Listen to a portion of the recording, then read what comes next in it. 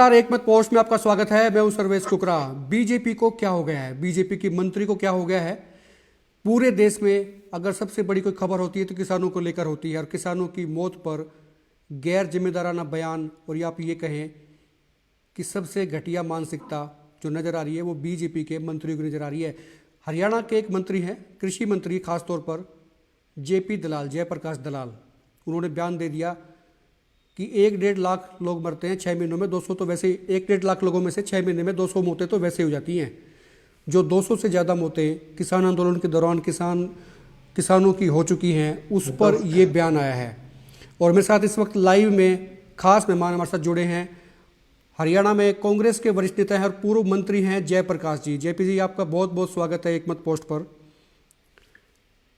धन्यवाद जी। बिल्कुल जयप्रकाश जी, आपसे बात करेंगे, चर्चा करेंगे। मैं पहले जो लोग जुड़े हैं इस वक्त लाइव, उनको मैं वो क्लिपिंग सुना दूं जो जेपी दलाल ने कही, हरियाणा के कृषि मंत्री हैं, और इसी पे हमारा सवाल रहेगा कि क्या किसानों की मौत पर भाजपा के मंत्रियों की संवेदनाएं यही होती हैं।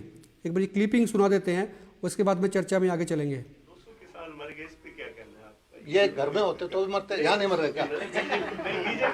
ना मेरी बात सुन लो। आपके आप 1-2 लाख में से 200 से नहीं मरते क्या? आप एक मेरी हाँ, कोई हार्ट अटैक होकर मर रहा है, कोई बुखार होकर मर रहा है। आंदोलन तो आपको बताओ, आंदोलन के दौरान वहाँ बैठे जो किसान मरे, सुन तो लो यार। मुझे एक चीज बता दो कि हिंदुस्तान की एवरेज एज कितनी है, साल के कितने मरते हैं, उस रेशो में मरे।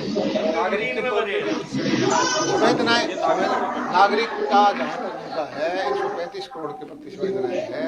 अगर एक में कोई संवेदना की बात नहीं, भारत के नागरिक को बराबर के 10 आदमी एक्सीडेंट में मरते हैं, प्रधानमंत्री जी अफसोस प्रकट करते हैं। एक्सीडेंट में नहीं मरे, स्वेच्छा से मरे, कुछ तो स्वेच्छा से मरे। संवेदनाएं खूब प्रकट करता, मरे हुए हैं क्या? प्रति पूरी मेरी हार्दिक संवेदना है। ये नहीं देखो, कोई भी मरे, किसी पीछे किसी का घर खराब होता है, किसी छोटे बच्चे हैं, लेकिन आम इंसान है, कोई सिंपैथी गई उसमें गया, कोई जाति के चक्कर में गया, कोई चक्कर में गया, तब भी मेरा ही बावड़े मार ले, थोड़े दिन में ठंडे हो जाए सारे। चलो मैं इतना गहराई में नहीं जाता घूमता ना, और नहीं कोटा नहीं सुनना हो जाए, मेरे पीछे लगे रहते हैं। बोली क्या मिल गया मसाला। दोस्तों, आपने सुन लिया जयप्रकाश दलाल क्या कह रहे हैं। जयप्रकाश जी, आपका भी बहुत बहुत स्वागत है। आपके नाम राशि हैं हरियाणा के मंत्री जेपी दलाल, लेकिन उनका काम आप देख लीजिए, क्या उन्होंने बात कही है। पहली टिप्पणी आपसे चाहूंगा, क्या कहते हैं? उन्होंने तो जहां इंसानियत शर्मोसार की है,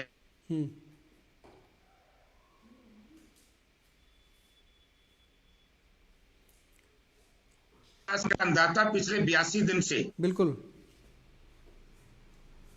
प्रदेश में, चाहे महाराष्ट्र में, चाहे पंजाब में, हरियाणा में, उत्तराखंड में, हर जगह कहीं टोल प्लाजा, रेलवे के ट्रैक पर कहीं कहीं अपना धरना दिए बैठे हैं। और ये किसान कोई शौक में नहीं बैठे, इनके साथ बड़ी ज्यादती हो रही है।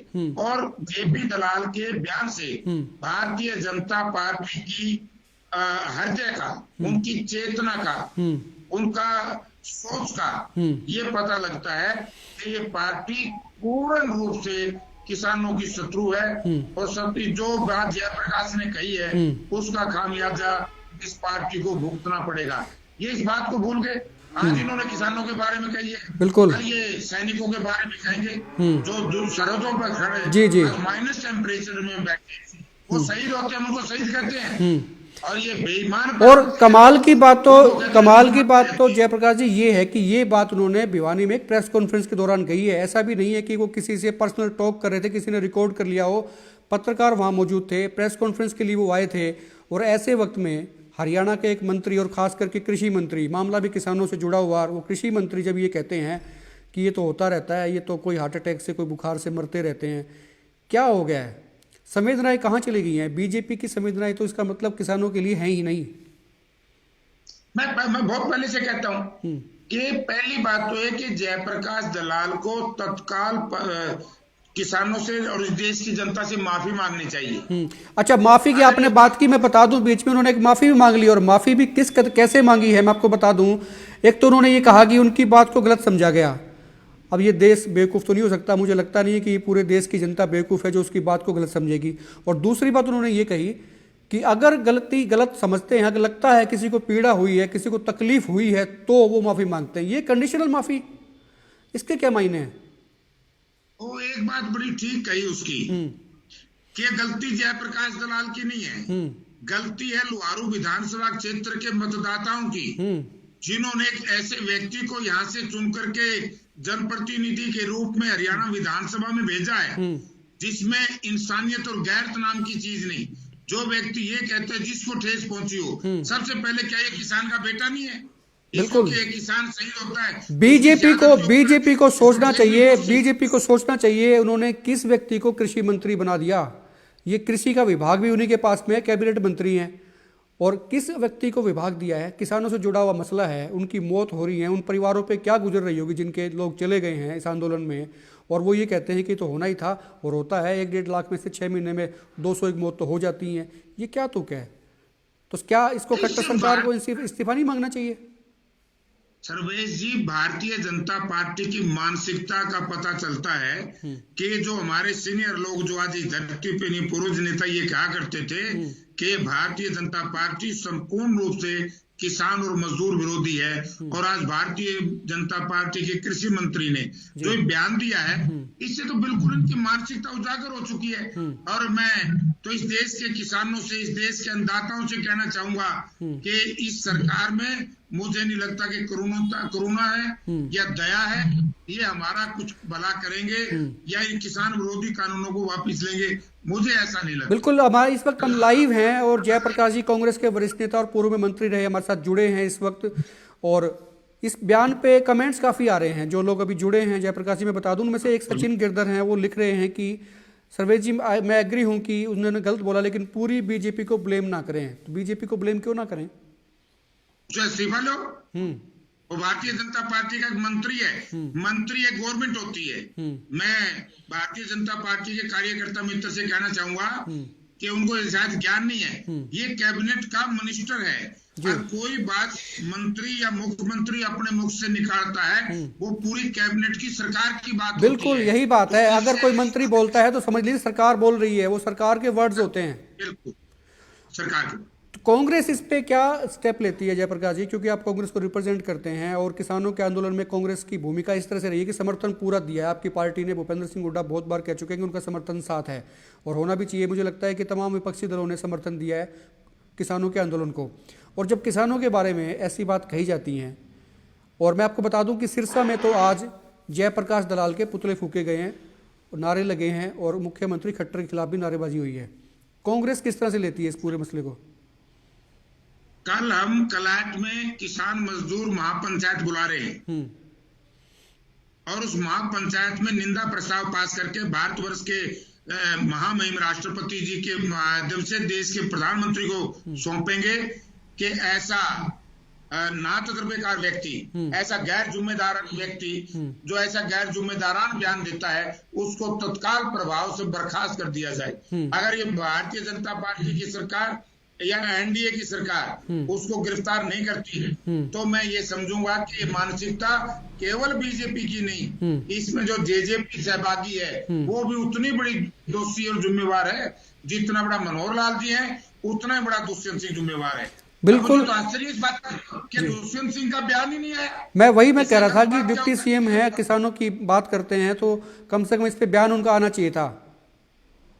उन्होंने तो धन चाहिए, चंद चांदी के सिक्कों की चकाचौंध में वो परिवार, अजय सिंह का परिवार अंधा हुआ बैठा है। उनके तो दिमाग में ये है कि भारतीय जनता पार्टी तुम्हें क्या मिल गई, ये सरकार जैसे राम जी मिल गए हों। दुष्यंत तो लेकिन उनको इस बात का क्या नहीं, दुष्यंत चौटाला की आपने बात की, खामियाजा भुगतना पड़ेगा। दुष्यंत चौटाला की भी आपने बात की। मैं अजय सिंह चौटाला जी का बयान सुन रहा था, उन्होंने कहा कि दुष्यंत का इस्तीफा उनकी जेब में है। इसके क्या मायने हैं? इस्तीफा जेब में रहेगा क्या? उसकी जेब में हम ना समझेंगे किसान। दुष्यंत चौटाला सृष्टि का सबसे झूठा व्यक्ति है।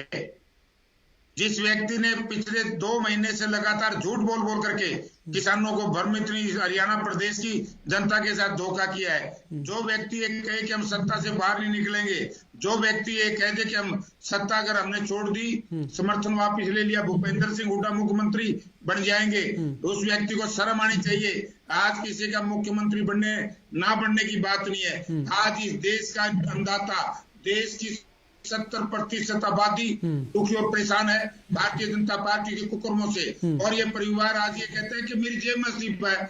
अरे भैया, हमने इस्तीफा नहीं दिलवाना।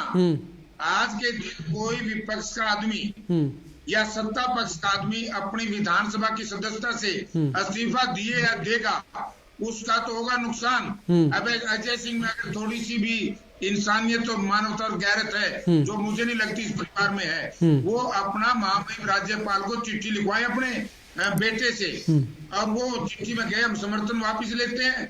मैं कहता हूँ 24 घंटे के अंदर अंदर भारतवर्ष की पार्लियामेंट ऑर्डर में है, जैसे हरियाणा सरकार गिरेगी तो भारतवर्ष की सरकार ने भी विवश होकर के इन काले कानूनों को वापस लेना पड़ेगा। तो इसलिए केवल मैं भारतीय जनता पार्टी को दोषी नहीं मानता, इसमें गठबंधन सरकार है, दोनों दल बराबर के दोषी हैं। बिल्कुल, काफी सारे लोग जुड़े हैं। मैं कुछ नाम थोड़े से पढ़ देता हूं जो लोग जुड़े हैं इस वक्त। दया किशन भी जुड़े हैं, अपूर्व आलूवालिया जुड़े हैं, मोनू जाखड़ डाना से कह रहे हैं जयप्रकाश जी उन्होंने तो जमीर बेच दिया है, चलिए उनकी बात है। दीपक रंगा इस वक्त जुड़े हैं, विष्णु होशियार सिंह, अजमेर लोहान, काफ़ी सारे लोग इस वक्त जुड़े हैं। और एक टिप्पणी जयप्रकाश जी मैं आपसे वो भी चाहूँगा कि अभय सिंह चौटाला इस्तीफा तो दे चुके हैं, अब जो बाई इलेक्शन होगा उसमें कांग्रेस की रणनीति क्या रहेगी? देखिए, कांग्रेस का अपना फैसला है, अपना स्टैंड है, और अभय सिंह चौटाला का अपना स्टैंड है। लेकिन मुझे तो आश्चर्य इस बात का है, जो प्रजातांत्रिक तरीके, प्रजातंत्र प्रणाली में विश्वास रखने वाले नेता होते हैं, आज के दिन इस्तीफा नहीं देना चाहिए था। आज तो विधानसभा के अंदर जाकर के, जैसे परसों हमारे इकलौते सांसद हैं दीपेंद्र सिंह हुड्डा, आप पार्टी के सांसद हैं संजय सिंह, किस तरीके से किसान मजदूर की आवाज को पार्लियामेंट में उठाया था, राज्यसभा में उठाया था।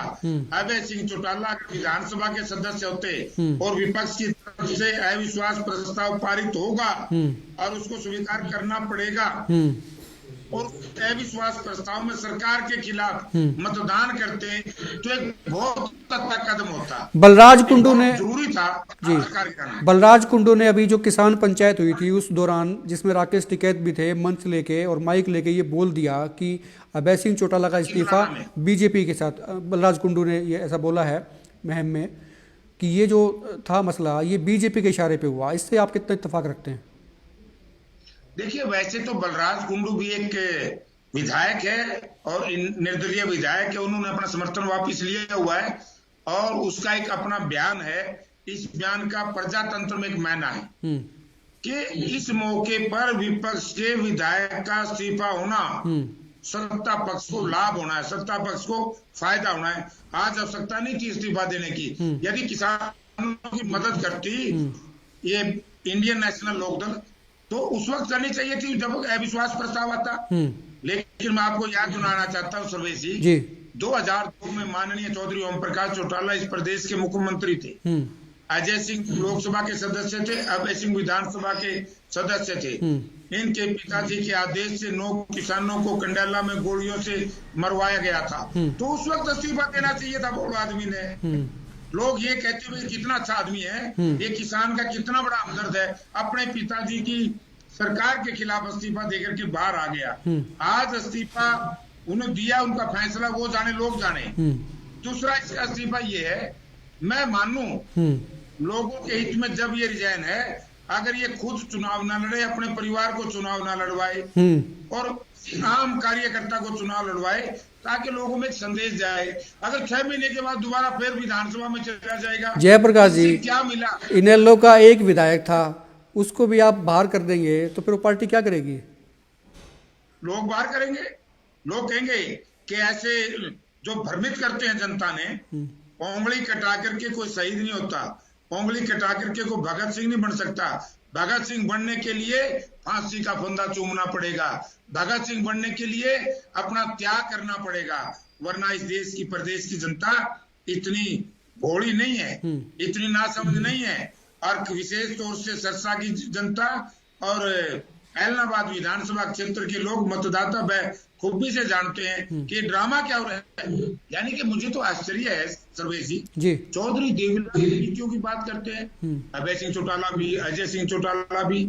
आज चौधरी देवीलाल की आत्मा को मैं इन दोनों परिवारों से कहना चाहता हूँ, चौधरी ओम प्रकाश चौटाला के परिवार को, अपने छाती पर हाथ रख के ये सोचो रात को, क्या चौधरी देवीलाल इनको यही संस्कार दे के गए? जिस व्यक्ति ने सारी उम्र किसान की लड़ाई लड़ी हो, आज वो किसान के ऊपर जिस तरीके का जुल्म और कहर ढाने में भारतीय जनता पार्टी की सरकार का साथ दे रहे हैं, तो इसके लिए परिवार दोष है। अच्छा जयप्रकाश जी, काफी सारे लोग इस वक्त जुड़े हैं, सैकड़ों लोग इस वक्त आपका प्रोग्राम देख रहे हैं और बाद में भी देखेंगे। तो एक टिप्पणी इसलिए भी, किसान आंदोलन आप कहाँ देखते हैं? वो बार बार कहा गया था, 2 दिन पहले दीपेंद्र हुड्डा ने संसद से कहा और बाहर टिकैत ने भी ये कहा कि सरकार को अब चाहिए कि बातचीत शुरू कर दे, लेकिन बातचीत शुरू नहीं हो रही है। तो आपको इसका हश्र क्या लगता है? आंदोलन कैसे खत्म होगा ये? इसका हर्ष मैं बताना चाहता हूं जो भाई मेरी आवाज सुन रहे हैं, और मैं भारत सरकार को भी सचेत और आगाह करना चाहता हूं। 2002 में ओम प्रकाश चौटाला मुख्यमंत्री थे, कंडाला में लोग बिजली के बिलों को लेकर के धरने दे रहे थे, उन्होंने भी किसानों से बात नहीं की थी, बल्कि डीजीपी मलिक महेंद्र सिंह मलिक को बजरा गाड़ी दे करके सड़क खाली करने का फैसला लिया था। लेकिन जनता ने सड़क खाली नहीं की और जिसके एवज में 9 किसान पुलिस की गोली से मारे गए। तो इसलिए उसका क्या रिजल्ट निकला? आज तक ओम प्रकाश चौटाला को दोबारा उस कुर्सी का मुंह नहीं दिखा। तो ये भारतीय जनता पार्टी की सरकार जो किसानों से बातचीत नहीं कर रही, अहंकार दिखा रही है। इस देश में तो बड़े बड़े लोगों का अहंकार तोड़ दिया जनता ने। ये भूल गए भारतीय जनता पार्टी ये लोग आज सत्ता में आकर के। अहंकारी व्यक्ति का इस देश की राजनीति में कोई स्थान नहीं है। आपने देखा होगा ट्रंप की हालत क्या हुई, सब जनता कहती ट्रंप दूसरी बार आया क्या? एक काले की हत्या करवाने के बाद वो भी ऐसे ही गोरे और काले में समाज को बांटने चाहते थे।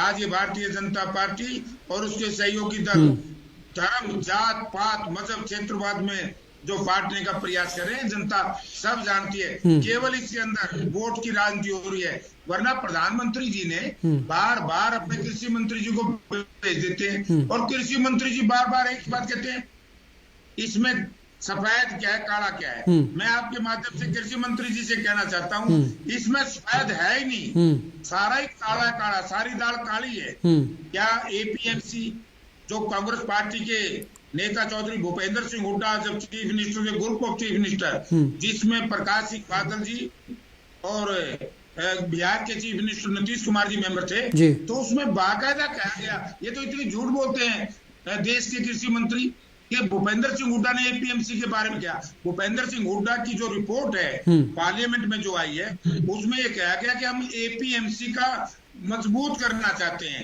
एपीएमसी का मानना है कि जो ऑलरेडी ढांचा है मंडियों का, 10-10 किलोमीटर पर परचेज सेंटर बनाए जाए और जो प्राइवेट प्लेयर जिनके लिए सरकार अलग से सुविधा दे रही है, वो इन मंडियों में आकर के खरीदे किसान की फसल। जब वो महंगे भाव में खरीदेंगे, किसान को अपने आप लाभ हो जाएगा।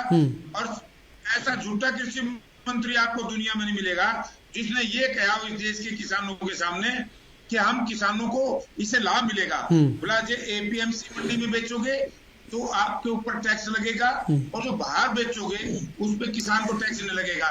जिस कृषि मंत्री को यही ज्ञान नहीं, एक जो फसल बेचने वाला प्रोड्यूसर है, जो किसान है, उसने टैक्स नहीं देना पड़ता कृषि मंत्री जी, टैक्स लगता है परचेजर के ऊपर। ठीक है जयप्रकाश जी, जाने से पहले एक आखिरी सवाल, क्या किसानों को भी या किसान नेताओं को भी थोड़ा सा लिबरल हो जाना चाहिए, या वही एडामेंट की ईमान कर रही है? ये तो बहुत एडामेंट नहीं है किसान, ये तो बहुत लिबरल है। बार बार ये कह रहे हमारा धरना, महात्मा गांधी जी ने जिस तरीके से अहिंसा में विश्वास करके और इस देश को आजाद कराया था, दुनिया का 1907 के बाद और कंडाला कांड के बाद सबसे बड़ा धरना है इस तरह का जो शांति प्रिय है। क्या एक ड्रामा कर दो, 26 जनवरी को ये हो गया, 26 जनवरी को, जब 26 जनवरी को 15 लाख लोगों का इकट्ठा हुआ हो, अगर कोई 500-700 है सामाजिक तत्व, अगर कोई एक घिनौनी हरकत करते हैं, बार बार उसी को ही कैद किया जा रहा है, उसी से ही किसान वर्ग को दबाया जा रहा है। आज जो लाल किला के दोषी थे उनको गिरफ्तार हो गए, सारा क्राइम ब्रांच के एनआईए के पास है शायद वो, उन्होंने सब उनसे पूछ लिया होगा कि किसान संगठनों का उसमें क्या रोल है। तो इस तरीके से सरकार ने नहीं करनी चाहिए और किसान नेताओं को जो अलग अलग 40 इनके ग्रुप है उनसे बात करके मेरी सरकार से निवेदन है कि उसको आप तत्काल इन तीनों किसान विरोधी कानूनों को वापस लें, वरना इस देश के अन्नदाता, वो कहते हैं जहाँ पंच वहाँ परमेश्वर, दिल्ली की सीमाओं के चारों तरफ पंच बैठे हैं, परमेश्वर भी इनके अंदर वास करता है। बिल्कुल बिल्कुल ठीक कहा सर आपने। राकेश टिकैत ने भी कह दिया 2 दिन पहले कि उनके पंच और उनका मंच बदले नहीं जाएंगे। और जो लोग लाइव जुड़े हैं इस वक्त उनसे मेरी गुजारिश ये है कि वो अपने कमेंट जरूर करें। एक तो इस मुद्दे पे कि भाजपा के मंत्री की संवेदनाएं क्या हैं, आपको क्या लगता है, किस तरह की बातें जब कही जाती हैं कि इन मौतों को तो वो किस तरह से लेते हैं, आपने वो बयान सुन भी लिया होगा। और आप अपने कमेंट जरूर करें, इसको शेयर करें, फॉलो करें। और जयप्रकाश जी आपने अपना कीमती वक्त हमें दिया, एकमत पोस्ट की तरफ से आपका बहुत बहुत शुक्रिया। और फिर किसी दिन फिर आपसे बातचीत होगी और आप देखते रहिए एकमत पोस्ट। नमस्कार, शुक्रिया सर।